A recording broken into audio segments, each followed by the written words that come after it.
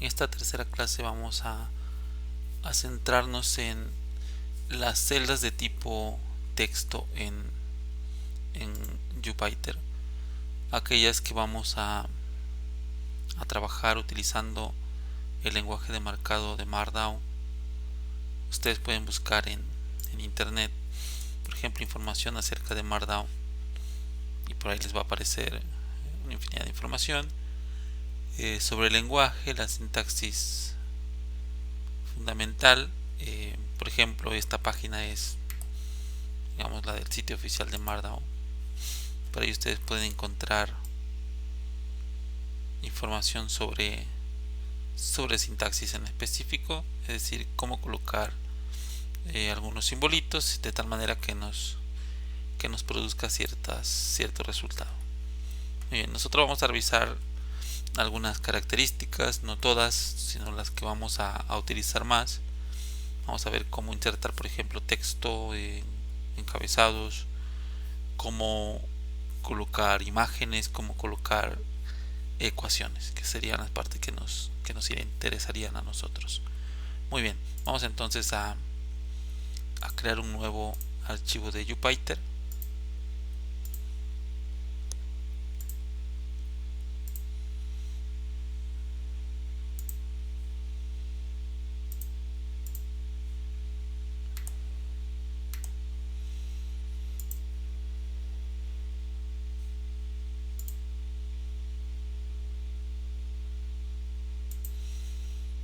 Vamos a ponerle, vamos a renombrarlo, vamos a poner clase 03. Muy bien, y vamos a revisar, como ya comentamos, todo lo correspondiente a Markdown aquí en Jupyter. Vamos a cambiar aquí este tipo de celda a tipo Markdown y le vamos a poner una almohadilla. Las almohadillas se utilizan para definir encabezados. Por ejemplo, esa almohadilla, y si yo coloco un texto, voy a poner una introducción a Markdown. Observen que en ese momento el texto que me colocó me lo coloca como un encabezado de nivel 1, es decir, va jerarquizando. Si yo coloco aquí dos almohadillas, me coloca un encabezado pero ahora de nivel 2, es decir, lo va jerarquizando. Vamos a poner algunas cuestiones básicas o algo así.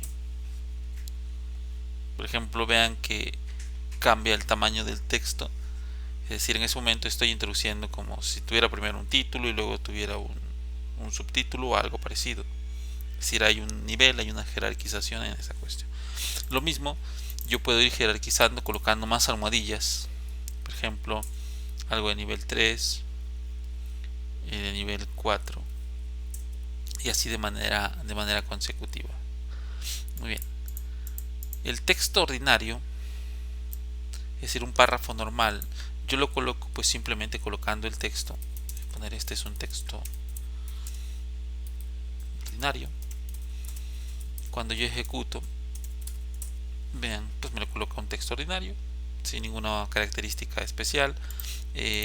Recordar que el de arriba pues es un encabezado. Los encabezados anteponemos almohadillas, esa es la única condición. Un texto ordinario pues nada más escribimos y listo. En ese sentido también podemos colocar, por ejemplo, hacer énfasis con colocar un texto en negritas o colocar un texto en cursivas, por ejemplo. Voy a poner un punto acá y voy a colocar un texto en cursivas. Para ello encierro el texto que quiero colocar en cursivas con un par de asteriscos, como este que tenemos acá. En ese momento ese texto me lo va a renderizar o me lo va a mostrar pues como un texto en cursivas, a diferencia de este que tenemos acá, pues es un texto normal.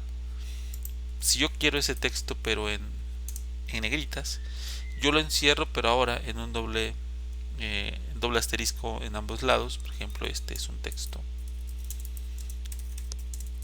en negritas y listo. Un texto ordinario, un texto en cursivas y un texto en negrita. De esa manera yo podría, haciendo énfasis, cuando yo vaya escribiendo puedo colocar pues dependiendo del caso, en cursivas o en negritas mediante esta sintaxis sin ningún problema. Puedo poner, por ejemplo, aquí en negritas otra palabra, o sea, ABC, voy a colocar aquí, me la coloca sin ningún problema. O bien podría ponerla en cursivas, tampoco hay mucho problema, y me la vuelve a colocar de esa manera. Igual puedo combinarlas de una característica u otra sin ningún inconveniente. Muy bien. Eso es lo que corresponde a cómo colocar texto normal, en cursivas y en negrita. Vamos a ver ahora, por ejemplo, cómo colocar listas en Markdown. Para colocar listas, nosotros indicamos cada uno de los elementos anteponiéndole un simbolito, por ejemplo, puede ser un guión. Voy a poner algunos nombres.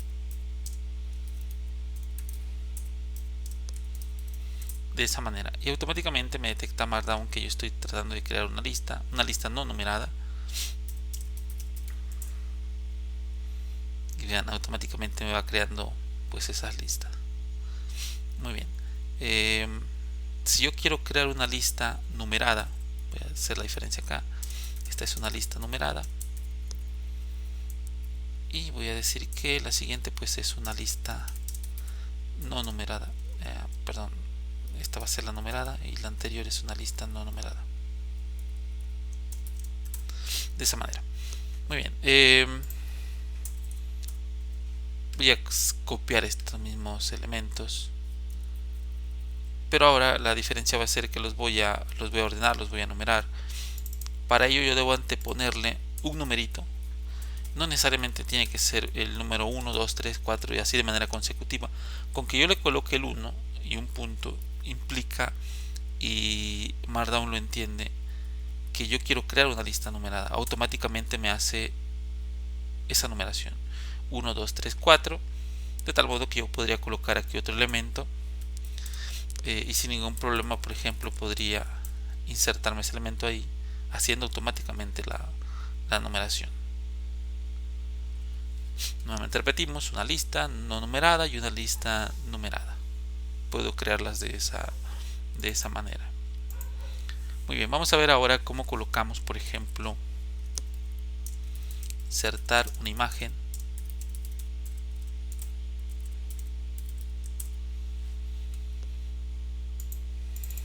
Okay, vamos a cambiar a la otra celda para dejar esto ya renderizado. Vamos a cambiar aquí en Markdown y vamos a poner aquí insertar una imagen.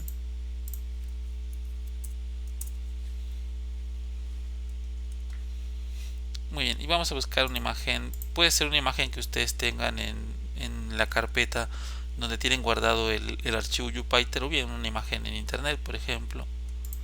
Vamos a buscar, por ejemplo, un logo de la UPG. Voy a tratar con este primero que viene aquí. Voy a tratar de abrir la imagen y voy a copiar. Bueno, dejen ver si me deja con esa ruta. Para insertar una imagen simplemente coloco la siguiente etiqueta. Lo puedo hacer con una etiqueta de HTML de esta manera, IMG, luego coloco este src, que sería la fuente donde yo voy a sacar la imagen. En este caso sería una URL, y vean, me muestra la imagen justamente.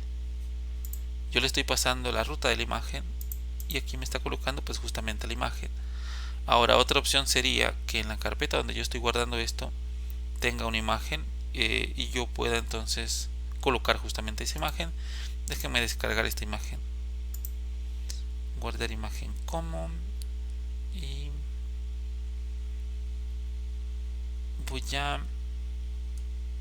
a ubicar la carpeta donde tengo estos notebook, que sería esta carpeta, y a esta imagen le voy a llamar logo-upg. Es una imagen PNG, la voy a guardar y vean, me voy a ir a mi carpetita esta que es donde tengo guardado mi notebook, este clase 03 que yo tengo acá. Vean que se está ejecutando. Aquí tengo mi imagen, vean, logo-upg.png. Ese es el que voy a abrir acá. Es decir, en lugar de pasarle esto, ahora le voy a pasar logo-upg.png. Y también me coloca la imagen. Al final de cuentas, pues estamos hablando de la misma. En aquel caso utilicé la ruta que tengo aquí en internet, o bien una ruta local, que sería esta que tenemos acá. Obviamente, si quiero acceder a una imagen que está en internet, tendría que tener conexión a internet en ese momento. Para insertar una imagen que está de modo local, pues no necesariamente, porque automáticamente pues la tengo ahí disponible. De esa manera yo puedo insertar una imagen.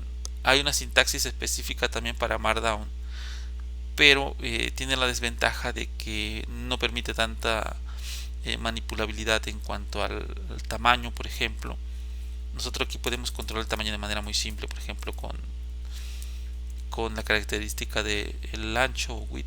En este caso le puedo decir, por ejemplo, un ancho de 300 píxeles, o que me la haga más pequeña y me la coloca de tamaño un poco más pequeño. Estoy haciendo un ancho más pequeño, en este caso 100 píxeles, o 200 por ejemplo, y podemos modificar el tamaño de una imagen sin ningún problema.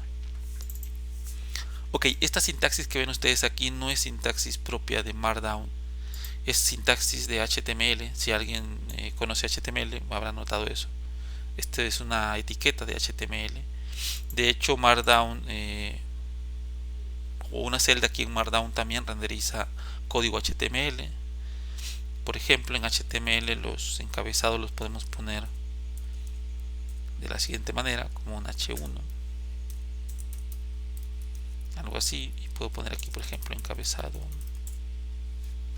y vean que me lo coloca como justamente un encabezado de nivel 1 en ese caso, simplemente encerrándolo entre esas etiquetas que tenemos ahí. Igual, por ejemplo, yo puedo colocar una línea de división. Vean que aquí me crea, creo que se alcanza a apreciar, una línea completamente horizontal. Lo puedo insertar con este tag que es HR, que básicamente me inserta una línea horizontal. Y bueno, puedo utilizar, repetimos, cualquier código HTML, y aquí nos lo van a renderizar como tal. Muy bien. Esta es la manera entonces como insertamos una imagen. Repetimos, podemos insertarla desde un archivo local o bien desde un enlace en internet sin ningún problema. Muy bien. Vamos a ver ahora entonces cómo podemos colocar ecuaciones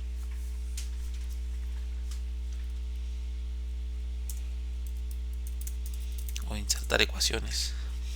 Para las ecuaciones nosotros vamos a utilizar dentro aquí de Markdown otro lenguaje de marcado que se llama LaTeX o LaTeX, como quieran llamarlo, donde nosotros simplemente encerramos entre un doble par de símbolos de dólar o de pesos la notación que vamos a estar utilizando. Por ejemplo, voy a escribir algo simple. Vean que me lo renderiza como en modo de una ecuación a más b. Luego ustedes pueden buscar, por ejemplo, aquí en internet, pueden buscar LaTeX o LaTeX y van a ver una gran cantidad de información de la sintaxis en específico. Dejen ver si encuentro algo rápido. Hay algunas hojitas que tienen como un resumen. Puede ser, por ejemplo, esta. Aquí viene lo básico para anotación en LaTeX.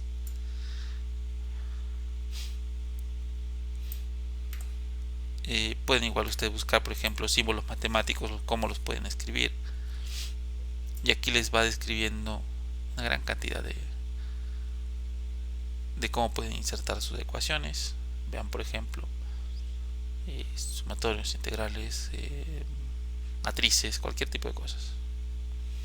Muy bien, nosotros vamos a ver cuestiones que seguramente nos vamos a utilizar. Por ejemplo, voy a colocar aquí como colocar subíndices y superíndices.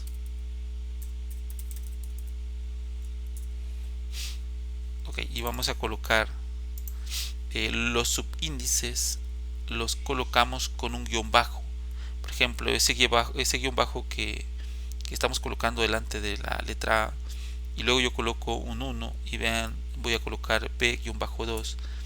Con eso le estoy diciendo a Markdown, o de manera más específica a LaTeX, que voy a insertar un subíndice que es ese numerito, el número 1. Vean qué pasa si escribo A-12. El 1 me lo toma como un subíndice, pero el 2 ya no me lo toma como tal. Para que me tome, por ejemplo, todo el 12 como un subíndice, yo tengo que encerrar esto entre llaves, como una forma de agruparlo. Y vean que ahora sí me toma el 1, 2 como todo el subíndice. De esa manera yo puedo colocar cualquier cantidad de subíndices, sin importar si son números o letras. Por ejemplo, A-XYZ más F-0, por ejemplo, me los coloca sin ningún problema.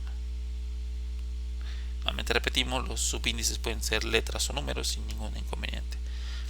Los superíndices, de una manera más o menos similar, nada más que en lugar del guión bajo utilizamos ahora el acento circunflejo.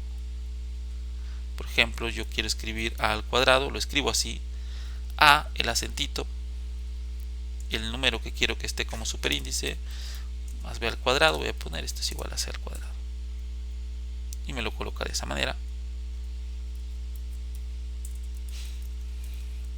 Otro ejemplo sería, nuevamente, si yo quiero más de un numerito en el superíndice, yo tendría que encerrarlo entre llaves. Por ejemplo, voy a poner A a la 10 menos G a la 12 igual a 0, algo así. Lo puedo colocar sin ningún problema.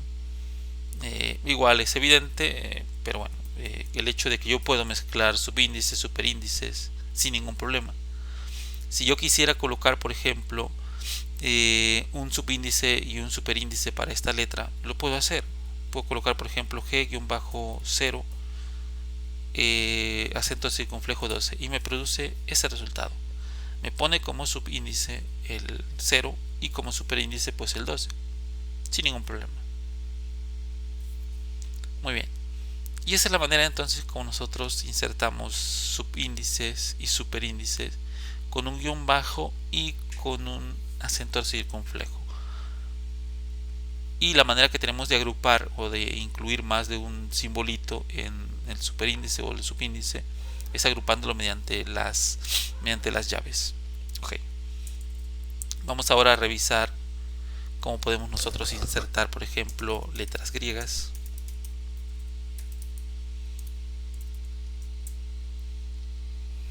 Para insertar letras griegas únicamente tenemos que mandarlas a llamar con su nombre. De hecho, ustedes pueden buscar, seguramente aquí deben venir, o si no, buscar la sintaxis, no, letras griegas. Incluso pueden buscar, por ejemplo, en imágenes, y aquí rápidamente los va a llevar a alguna información bastante resumida de eso. Vean, por ejemplo, aquí me dice cómo puedo mandar a llamar alfa o beta o gamma, por ejemplo. En este caso está utilizando un tipo especial de letras. Lo normal es mandarlos a llamar únicamente por su nombre, como en esta imagen, por ejemplo. Déjenme nada más cerrar esto. Así como esto: alfa, beta, gamma, delta, epsilon, bar epsilon para una variación del epsilon, zeta, eta, todo lo demás, esas letras en mayúsculas que tenemos ahí. Por ejemplo, voy a crear la letra alfa, diagonal, y el nombre de la letra. Eso es lo que nos dice, por ejemplo, aquí en la tablita. Por ejemplo, una beta, una gamma, y me las coloca ahí sin ningún problema. Okay. Importante es mencionar, por ejemplo, el hecho de que si yo separo estas letras así, o estas indicaciones, vean que aquí en el texto que me muestra no me las separa, me las coloca juntas. Aquí en la anotación en LaTeX realmente en los espacios que yo coloque de manera manual no me lo respeta, por decirlo de alguna manera. Para ello tendríamos que indicar o hay simbolitos que indican que yo tengo un espacio. Por ejemplo, una diagonal combinada con una coma significa que yo estoy dejando un espacio. Y vean que ahora sí me separa esas letras. Si yo coloco otra diagonal coma, me va a dejar 3 espacios. Vean, entre alfa y beta me está separando más, me está dejando esos 3 espacios.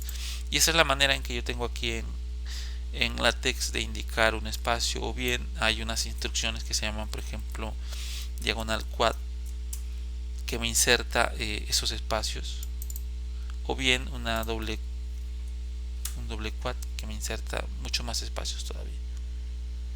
Esa es la manera en que yo puedo separar caracteres que yo necesite separar, bien sea mediante la diagonal coma o bien mediante esta instrucción de quad. Muy bien. Letras griegas en, por ejemplo, una sigma mayúscula, que sería el símbolo de sumatorio, lo puedo escribir de esa manera. Una sigma minúscula, pues nada más, en lugar de que sea mayúscula la primera letra, la escribo como minúscula y me coloca esa sigma que usualmente pues utilizamos para, por ejemplo, para denotar esfuerzos o cuestiones similares. Y bueno, en general la idea es las letras griegas van asociadas a su nombre anteponiéndole siempre una diagonal invertida. Porque si yo coloco, por ejemplo, alfa así,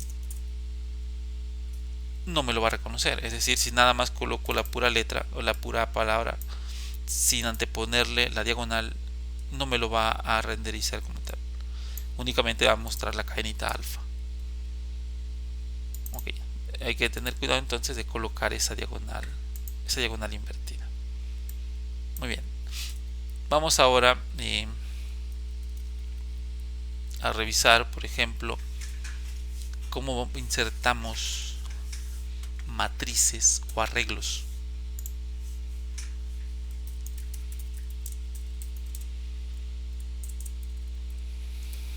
Matrices o vectores. Muy bien. La sintaxis elemental para el caso de matrices, igual lo pueden buscar aquí LaTeX, matrices o matrix, como quieran buscarlo. Ok, aquí la instrucción es un poco más elaborada. Colocamos un comandito que es iniciar, begin, y una instrucción que es finalizar. Vamos a encerrar en todo esto entre símbolos de dólar y vamos a decirle que vamos a iniciar el comando matrix de esa manera. Vamos a ponerlo así, y aquí dentro de ese voy a colocar mis elementos, es decir, los elementos que van a conformar esa matriz. Voy a poner, por ejemplo, un 1. Vean que, por ejemplo, ahí pues no tengo ningún arreglo, únicamente tengo un elemento. Los elementos de una misma fila yo los separo con un ampersand. Vean, me los coloca separados y no me coloca todavía, por ejemplo, corchetes ni nada parecido, porque ahorita estoy utilizando un estilo de arreglo que no muestra ni paréntesis ni corchetes ni nada parecido. Ahorita vamos a arreglar eso. Si yo quiero crear una nueva fila, coloco diagonal diagonal, eso me hace un salto de línea, y aquí voy a colocar los elementos que conforman la otra fila. Voy a poner 3 y separo el otro elemento, que sería 4, y vean, me pone ese arreglo 1, 2, 3, 4.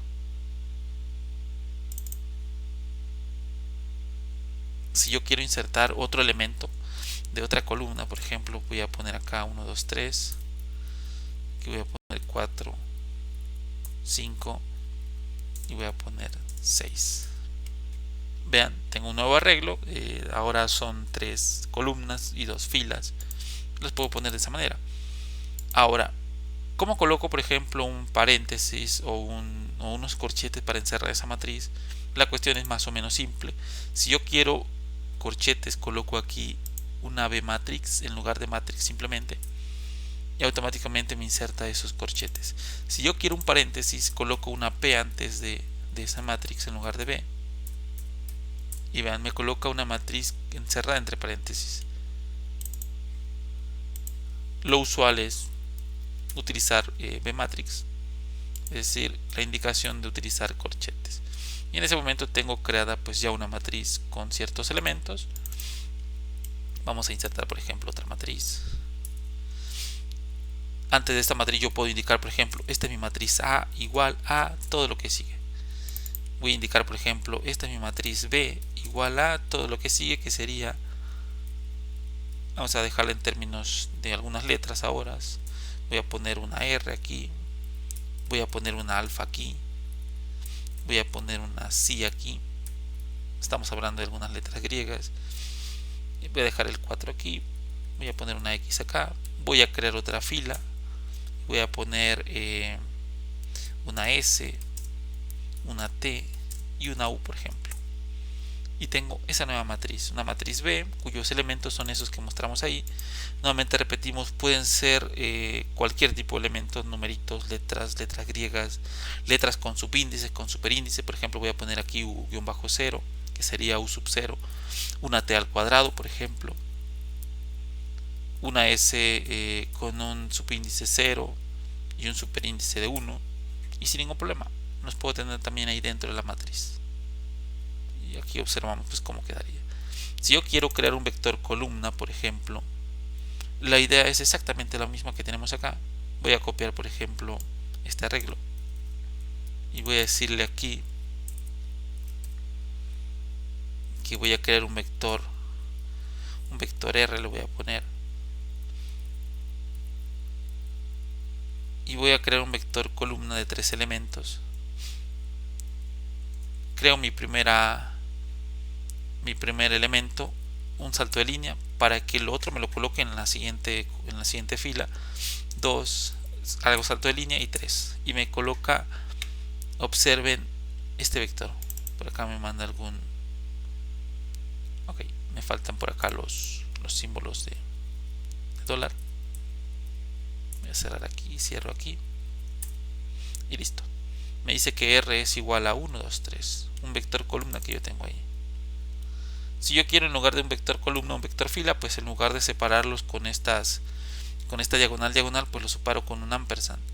Es más, no es necesario que estos estén en diferente fila aquí textualmente. Yo puedo ponerlos así y sigue siendo lo mismo. Lo que importa es que yo coloque esa diagonal. Normalmente lo escribimos así por comodidad o porque es más fácil estar leyendo de esta manera, pero no es necesario. Podríamos colocar todo de corrido sin ningún problema. Es más, esto lo podría colocar todo de corrido, por ejemplo así, y también sigue funcionando, da exactamente lo mismo. Lo colocamos de esta manera nada más por cuestiones de legibilidad. Ok, por ejemplo, si yo en lugar de separar por diagonal separo con el ampersand, pues únicamente tendría una fila y me crea un vector fila en lugar de un vector columna. Muy bien. Si yo quisiera indicar, por ejemplo, una notación vectorial para esta R que yo tengo aquí, puedo utilizar el comando vec. Abro llavecitas y cierro llavecitas, y vean que me coloca una flechita arriba de esa letra R, como indicando que fuera un R vector. Si yo no quiero la notación vectorial con flechitas, sino más bien quiero que eso esté en negritas, hay otro comando que es matbf, de esa manera, y me crea una letra en negritas que normalmente se acostumbra mucho también para los vectores. Muy bien, de esa manera ya tenemos cómo insertamos imágenes, listas, cómo colocamos texto, cómo colocamos ecuaciones, en este caso subíndices, superíndices, letras griegas, matrices y vectores, cómo colocamos esos arreglos. Esas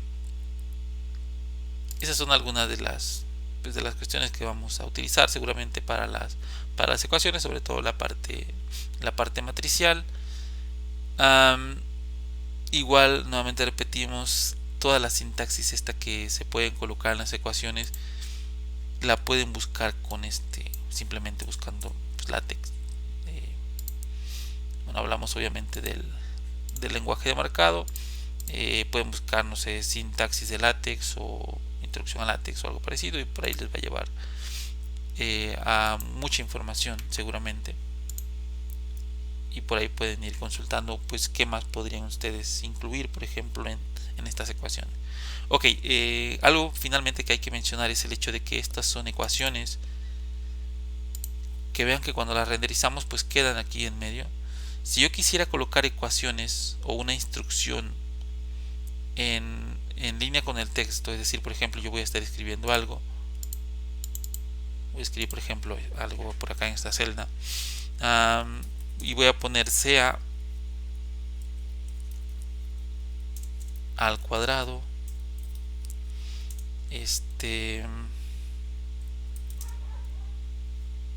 la variable, no sé, bla bla bla, le voy a poner.